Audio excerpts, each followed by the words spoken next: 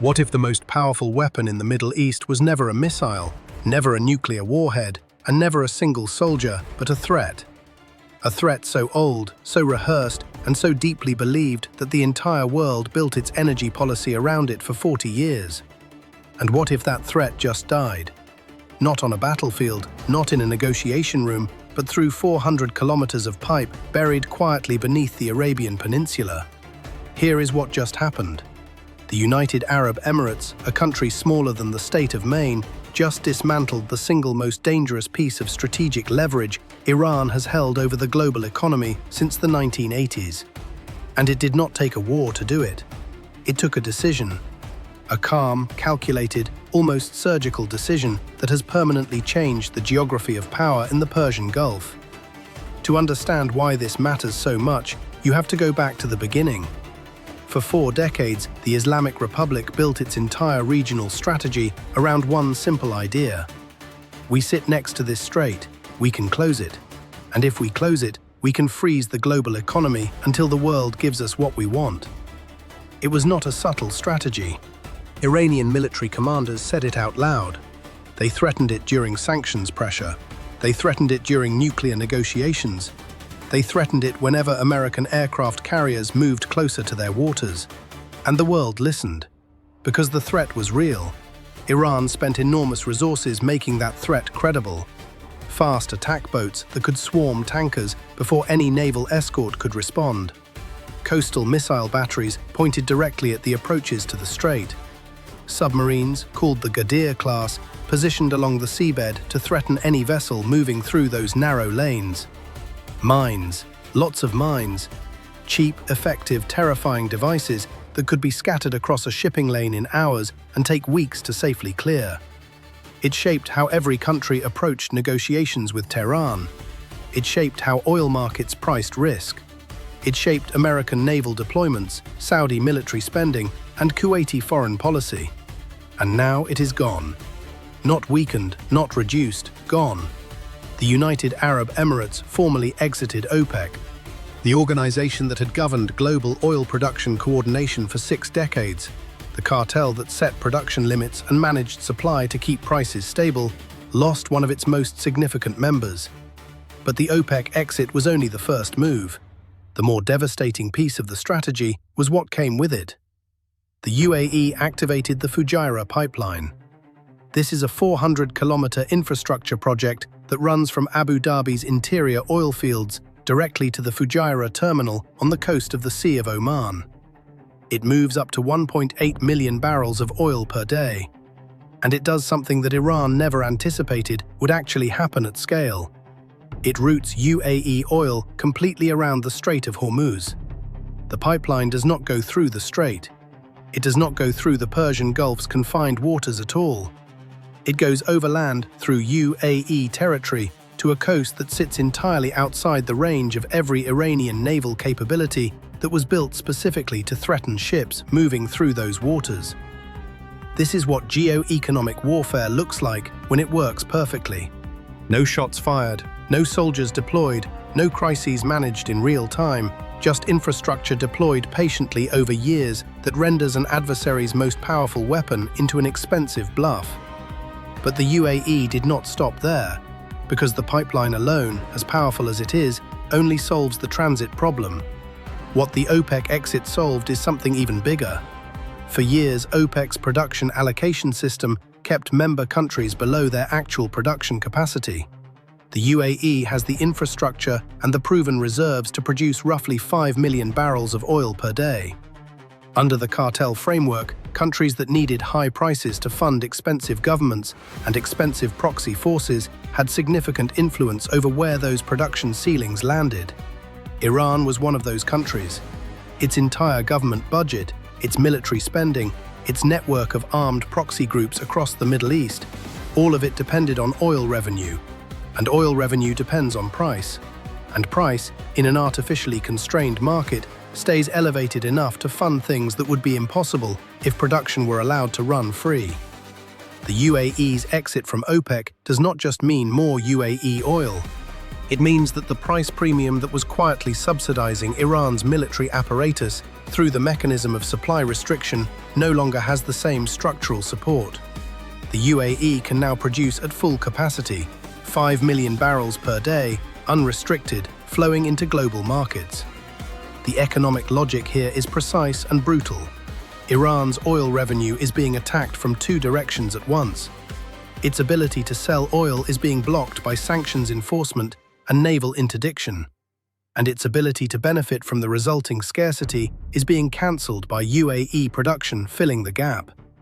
It is a two-sided squeeze designed to produce exactly one outcome: the collapse of Iran's financial capacity to sustain the institutions that keep it dangerous. Iran stores most of its crude oil on Karg Island. This is the terminal through which roughly 90% of Iranian crude exports normally flow. Industry estimates put the permanent production loss from an unplanned forced shut-in at somewhere between 5 and 10% per well.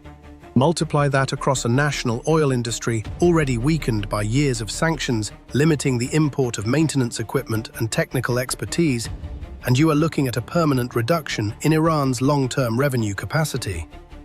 Analysts have estimated this could mean a loss of 300,000 to 500,000 barrels per day of production forever.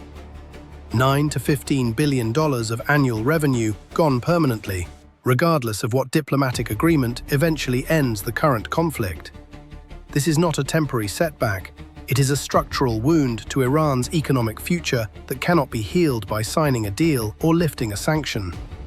The geology does not care about diplomatic outcomes.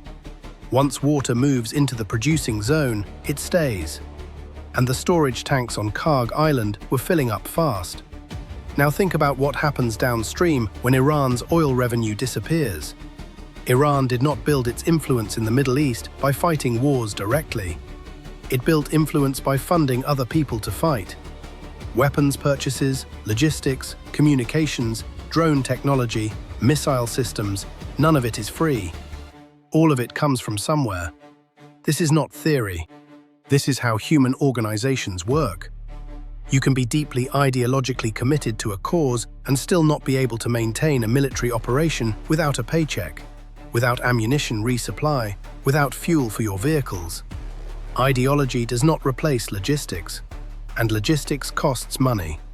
The financial strangulation was already showing in visible, documented ways across multiple theaters. In Lebanon, Hezbollah, once one of the most well-equipped non-state military forces on Earth, was showing signs of severe depletion. The relentless pace of Israeli military operations, combined with the collapse of Iranian resupply capacity, meant that weapons stockpiles were drawing down faster than they could be replenished. The organization that once launched thousands of rockets into northern Israel was struggling to maintain operational credibility with a fraction of its former capability.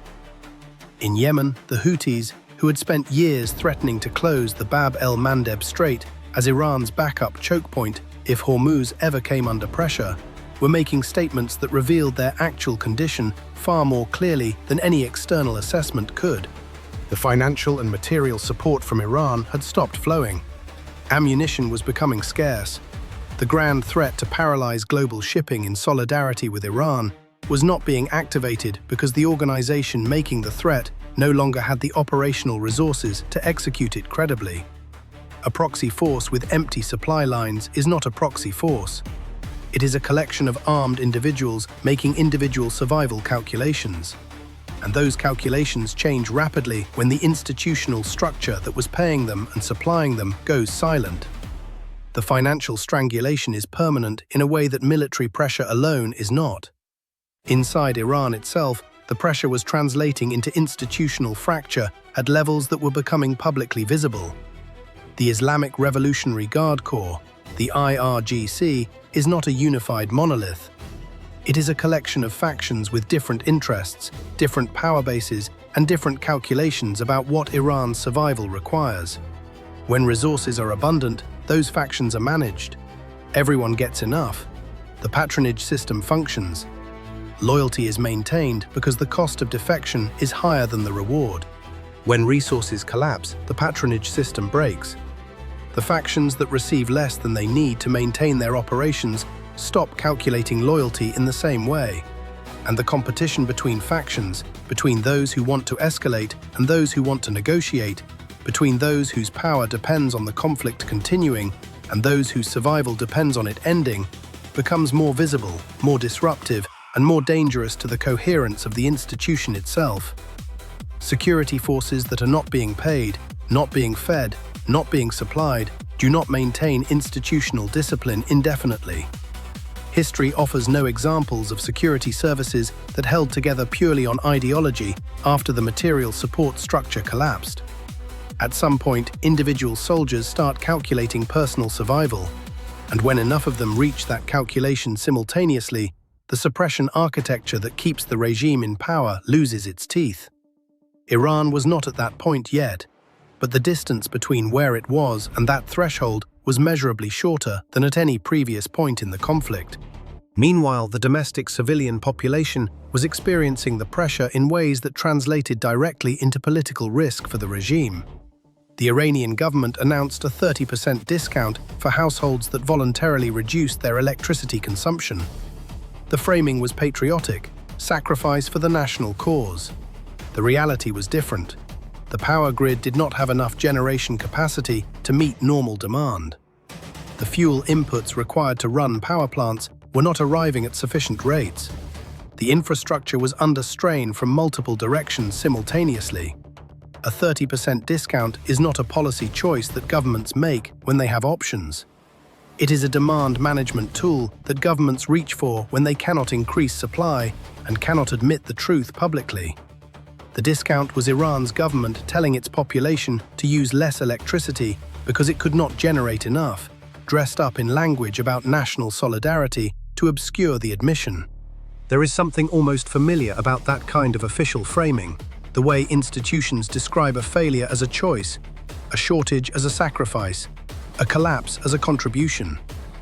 Most people, at some point in their lives, have watched an organization they were part of, a company, a government, a community, tell them that things were fine in language that made it obvious things were not fine. That gap between the official story and the lived reality is where trust goes to die. And once trust dies inside a population, it does not come back on command.